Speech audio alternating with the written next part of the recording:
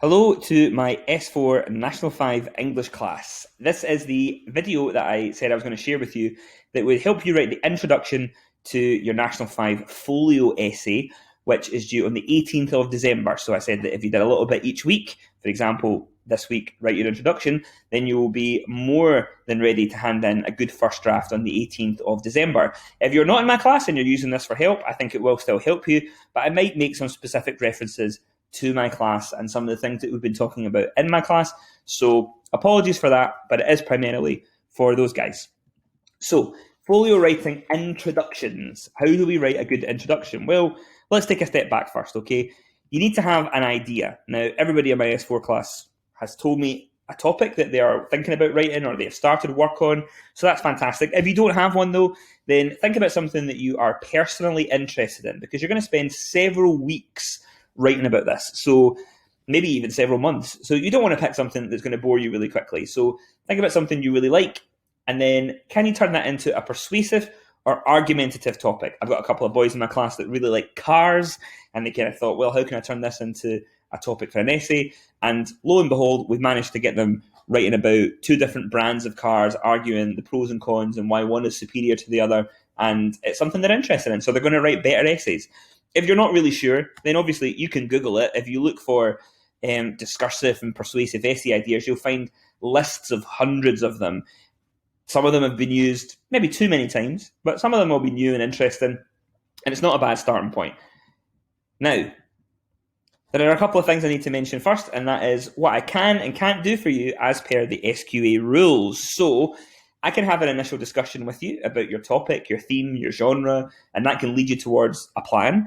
And I can give you written or oral feedback on one draft of writing. But things that I can't do, I can't model answers for you, so I can't show you what I would do if I was writing your essay. I can't give you specific advice on how to rephrase words, so I can't say write this or write that. I can't give you key ideas. I can't give you the topic. I can't give you a specific structure. I'm not really supposed to check your spelling and punctuation, which is, for an English teacher, quite difficult. And I can only give you feedback on one draft of your writing, which is why the draft that you hand in on the 18th of December is so important. Now, there's a lot of things that I can't do for you, and that is just to make sure that this is an independent piece of writing that you've written and produced by yourself that show off all the skills that you're capable of. But I can give you some hints and tips to get you started, which is what this video is hopefully going to do. Now, I mentioned plans there. So back in May and June, when we were doing remote learning, you might have put together a plan like this one, so a for and against with your key ideas, or you might have done something like this for persuasive writing, where you've created your three key arguments that are going to persuade the reader to agree with you about something. So if you've done something like this, keep a hold of it. It's going to be really important moving forward. If you haven't done something like this, I would take a step back from starting writing an introduction and put a plan together, just so that you've got all your ideas organized somewhere. Put it into a Word document, write it out on a piece of paper and keep it in your folder. It's good to have a plan. You'll feel a lot more confident about your destination if you know where you are going. Now, first of all, when it comes to writing introductions, there's some things I want to say right away that we are not going to do. We're not going to say, I am writing about, or this essay will be about, or in my essay, I am going to. No, we are not essay writing robots. We are fourth years doing National 5 English, and we are much more sophisticated. Think about all those wonderful articles that we've read when doing our close reading work, our RUAE work. I know you loved it so much. You don't need to tell me how much you loved it. So you guys are, you're in fourth year, and, you're not going to be writing articles quite at that level yet. I mean, maybe some of you can, but not everybody can. So it's not an end goal. That's not an aim to write something like that, but we're aiming for that. Right? If we can't get all the way there, that's fine, but we need to get some of the way there. And we don't have things like, in this article, I am going to, in those types of writing. So we don't want to do it in our writing either. So get that in the bin, first of all. Now, in terms of the introductions, what are we looking for? On a basic level, introduce the topic to the reader. Make sure they know what they're about to read 1,000 words about. Outline why it's relevant, topical, or controversial. So explain to them, this is why you should keep reading. I'm going to tell you something quite interesting. It's either something that's going on in the world just now, or it's something that causes lots of arguments, or it's just something I think you're going to find interesting. And make clear what your essay intends to do. So if it's a for or against essay or a persuasive essay, make sure it's obvious in the introduction that that's the style of essay that you are writing. Now, tip number one, a wee story, an anecdote. So include an anecdote to illustrate the topic, or maybe a quotation from an expert in the topic, a quotation from someone interesting related to the topic. So can I get started with a wee story? It makes it more interesting, it hooks the reader, it brings them into your story, it makes it feel less like a boring essay and more like something that's going to really capture their imagination. So anecdotes are a good way to avoid boredom at the start. Hook the reader, get them into it right away. Tip number 2, explain, explain, explain. Make sure you provide context and definitions. If the topic is complex or you're going to use jargon, you must explain it. So by that I mean you have to assume that the reader doesn't know about your topic. Now, I've had a look at your topics. I'm probably going to be your first reader unless you're showing it to someone at home, which is a good idea as well, for them to have a read of it and give you some thoughts. But I don't know about everything. And judging by some of those topics, there are some things you guys are writing about that I definitely don't know about. So if you are, for example, writing about some obscure Japanese animation, then please feel free to explain absolutely everything to me, because I might not be able to follow your essay if I don't know what all the words mean.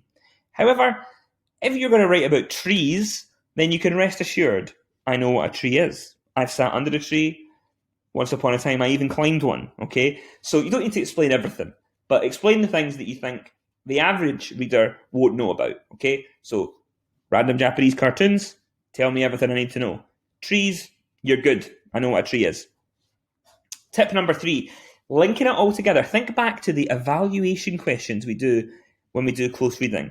Those ones that say, why is this a good introduction? Or why is this an effective conclusion?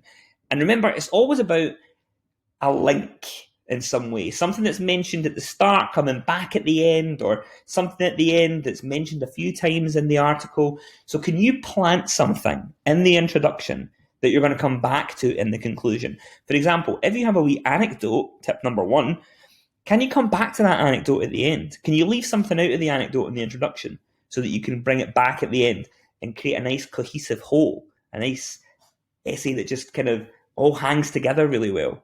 It's worth trying. Tip number 4, repetition, repetition, repetition. I won't make that joke. Using repetition can strengthen your argument. It can persuade your reader to your viewpoint. And as I've repeated many times for this class, it's all about emphasis. Repetition emphasizes something. What do you want to emphasize? Well, maybe you can use repetition to get that point across. It can make your argument memorable. And sometimes it works well in a group of 3. So if you say it 3 times, if you repeat the idea 3 times, it makes it very, very memorable. This is obviously Martin Luther King Jr. Even if you don't really know who he is, you might be aware of the I Have a Dream speech. Why is it called that? Well, because he repeats I have a dream several times. It worked for him. If it's good enough for Martin Luther King Jr., I think it's probably good enough for our essays. Tip number 5 is rhetorical questions. So they can really grab your attention as well. They can really get the reader and invest them, because it starts to make them think about their own opinion on what you are writing about. So once again, it's about emphasis rather than getting an answer. It's a question, it doesn't really need to have an answer yet. You can just be asking them to think about your topic as you introduce them to it. So there's Tina Turner. She won a lot of Grammys, wrote a lot of big pop songs. What's love got to do with it? If you don't know the song, ask your mum and dad. But it's a rhetorical question. If you listen to the song, it turns out love has quite a lot to do with it. It's a love song. And if it's good enough for Tina, then it's good enough for us. What a lovely dress. Emotive language. Well, this is an easy one. Look at all these examples. Outrageous, disgraceful, atrocious, disgusting, scandalous, startling, shocking, appalling, horrifying. But they're all quite negative. You might use positive emotive words. But this is about word choice. Remember when you analyse word choice in close reading? What words can you use that are the most effective words to emotionally engage your reader? You want them to care about your essay and what you're writing about. So try and pick the best words. You might do a draft of your introduction and then go back and pick a few words and think, well, I'm going to make that one more powerful, make this one more emotive. Now, very quickly before we move on, it's important that we don't use this technique or any of the techniques I've mentioned too many times, right? If you don't want to use repetition more than once in your introduction. You don't want to use more than one rhetorical question. You don't want to go overboard with the emotive language, because then it will be too stuffed and it just won't look right. It won't read well. It will just look pretty amateur. So think of the techniques like salt and pepper on your dinner, right? Too much is going to ruin the flavour, but none at all, but then it's tasteless. So you want just the right amount of everything to make it nice and tasty. I'm not going to eat your essays. Okay, tip number 7, and that is putting it all together. So let's think about all the things we've talked about and kind of hang it all together in an example here. So maybe you're going to write a provocative introduction, one that really captures the reader's attention. For example, it is difficult to see how anyone can disagree with the superiority of the cherry bakewell. Very provocative. You might have a more balanced introduction. One, unlike the provocative one, it's not designed to get people talking. This one's just kind of straight down the line. Cakes are a subject about which people hold strongly contrasting views. A balanced introduction might be better for a for and against essay. Provocative might be better for a persuasive essay. Using a quotation is an excellent way to get started. Mr. Duffin once described the cherry bakewell as the king of cakes and the perfect partner to a cup of tea. Even use a little bit of alliteration in there. So a quotation can be a good way to get you going. An example of an illustrative introduction. So one that really tries to illustrate the point for the reader. It was a glorious winter morning, the first time the luxurious partnership of cherry, icing and crumbles passed my lips, and I've never forgotten it. So I think that creates a really strong image in your head of the first time that I had a delicious cherry bakewell. And finally, an anecdote, a little story. I have always loved the cherry bakewell since I almost finished off a whole box of 6 while watching the Great British Bake Off. And I said almost there. From memory, I probably did eat them all. But, episodes of Bake Off are like an hour and a half long. You can't really blame me for it. So what kind of one do you want to write? Provocative, balanced, including a quotation, illustrative, anecdotal? Have a think about it. See what you come up with. Finally, what am I looking for? What, when I look at your essay, am I going to be giving you ticks for? Well, these things. The topic is clear. I understand right away what you're writing about.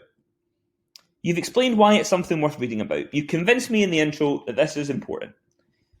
You've revealed whether it's argumentative or persuasive. Now, you don't need to say this is persuasive or this is argumentative, this is for and against. You don't need to say it like that, but you've revealed in the intro, perhaps in a more subtle way, that that's where we're going. You've tried to include an anecdote. You've explained any technical terms, any jargon. I'm not left confused, okay? This is like opening up the map. When I read your introduction, I want to know that I'm on a safe journey and I know where I'm going and I know what direction I'm headed. I don't want to be confused.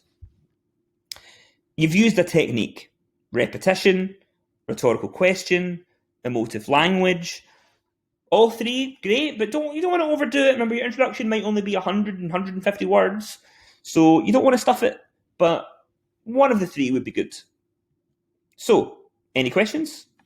Then you can hit me up with a message on Teams, you can ask me in class, or you can send a message to robert.duffin@south-ayrshire.gov.uk. Thank you for watching.